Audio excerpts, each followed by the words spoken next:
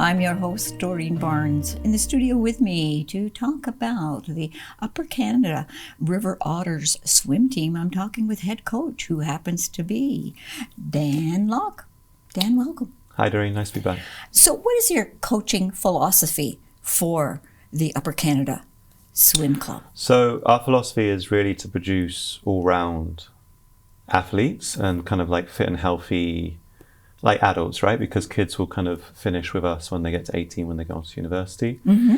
So that's why we have programs which allow people to compete at meets, and we kind of work with them on learning how to train properly, not just the swimming skills, but how to eat properly, how to deal with some of those mental skills you need for racing and competing at high level. Yes. But we also have programs for older children who just want to keep fit, and maybe swimming's the only thing that they like to do. They're not interested in team sports per se, but they can keep going and still become fit, healthy adults. Oh, that's nice. That's nice that you do offer that. So what's the difference between junior otters and the youth otters? Good question. So they're both in our grassroots kind of program, those two groups.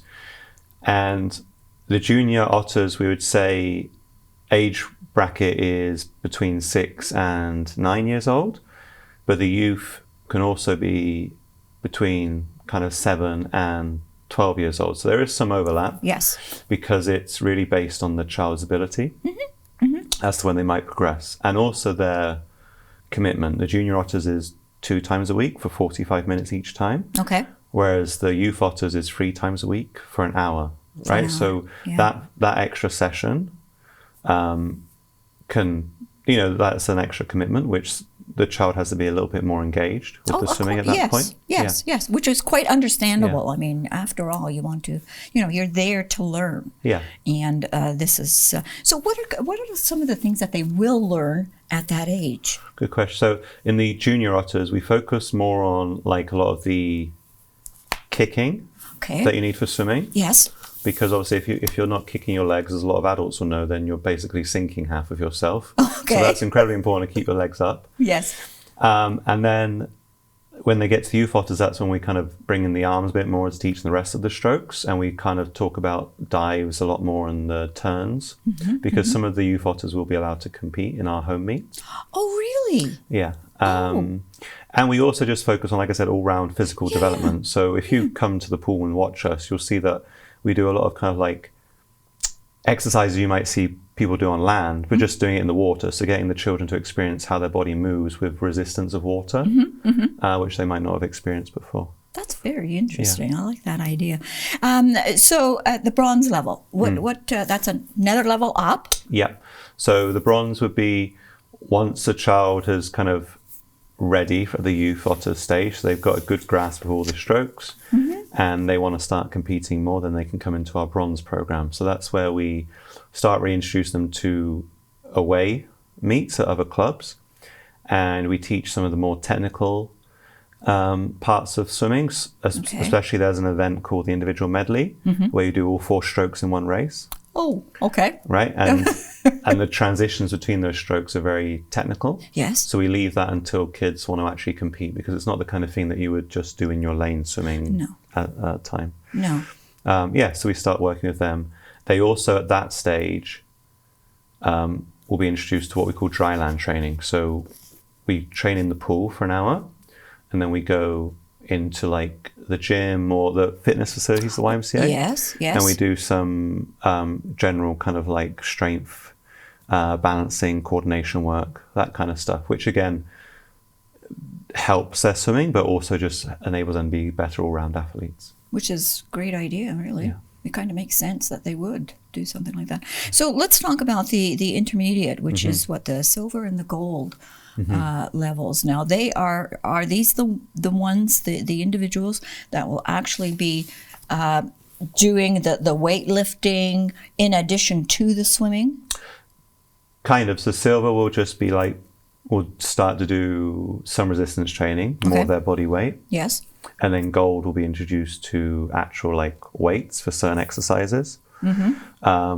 So gold work off of like an actual program that they do the same exercises each kind of like training day, whereas silver kind of still do group activities because we still have children in the silver group who are kind of under 13. And so you shouldn't reintroduce weights before that time. So you were saying that earlier, I think it was the youth group, they actually can compete? Yes. So at what stage in their swimming program do they realize, hey, I want to compete? So all the levels over and above the youth, would they all be competitive? The levels that are called our bronze, silver, gold, platinum, and then national, they're all competitive. And basically, as you move up the groups, you would go to more competitions. All right. And like the commitment's higher, but also as you move up the groups, those children are then aiming for qualifying competitions like Eastern Ontario Regionals competitions, then provincial level, and then up to national, right? Okay. But the Youth Otters, we run free meets at the YMCA each year. So the Youth Otters are, if they want to, they can try to swim at those meets as like the introduction, right? Like it's a very safe environment. They know the pool, they know all the volunteers because the volunteers are all our parents in the club. Yes. And it's a nice introduction for them to see what racing's about. A lot of children come to the competitive, they see the idea of the competitive swim club as a bit scary sometimes. Yes. But I find once the children actually do their first event, they're just so excited and the nervousness is completely gone. And they realize it's not a big scary thing. Yeah. What really helps as well is actually in the summer, we run a summer program and all the outdoor pools run competitions. Oh, do they? So we travel to like Prescott, Cardinal, Kentville, and we enter our team alongside the summer teams. Yes. And that's a really good introduction as well for the kids. So how many meets would you have here then in Brockville? So we do 3 in Brockville per year. We have one at the end of October. So you've just had one? Yeah, we just had one 2 weeks ago. How'd you do? Good. All the kids did really well. Good. Some good improvements already. We had 112 swimmers in total. Nice. 3 visiting clubs, so 4 clubs in total, including our kids. So 45 of our children, about another 40 from another club, and then the rest made up from 2 other clubs. Yes. And in January, we'll have a few more clubs visit. And then we also have a meet in June, which is how we finish our season. We then kind of encourage strongly, or even the junior otters to have a go on that last one. We have a barbecue in the car park at the YMCA. Okay. So it's just like a kind of celebration at the end of the season as well. Oh, that's quite nice. Yeah. Is there such a program whereby a person, young person or whatever, can actually come to the Y, be under the Upper Canada swim team, and just to improve? They don't want to compete, but they want to just improve their strokes. Does such a program exist? Yes, so we just introduced it this season. So we call it House League. Okay. As a kind of borrowing from, I think, like university sports. And so that's just twice a week. So we knock the commitment and time right down to twice a week.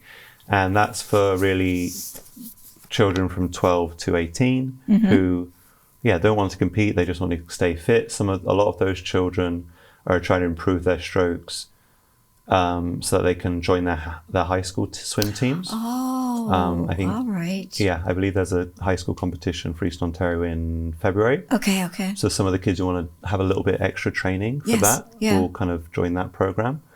And I've had a few of our swimmers who were in, like, say, our gold and silver levels transition because maybe they've peaked in a different sport, right? And so another sport is taking up their time, but they still want to swim, so now they can, as opposed to having to leave the sport. That's a good idea. I wouldn't have thought. I didn't realize that they did. It was just a question that I thought, people are out there, they want to continue on, but they don't want to compete.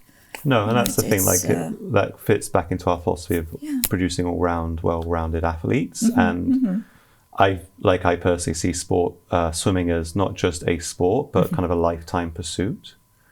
It just maybe changes, like, the way you swim and what you use swimming for might change as you get older, but you can always swim. Yeah. Thank you for coming in today and sitting down with me. I really appreciate it. And I now know more about the Upper Canada River Otters swim team.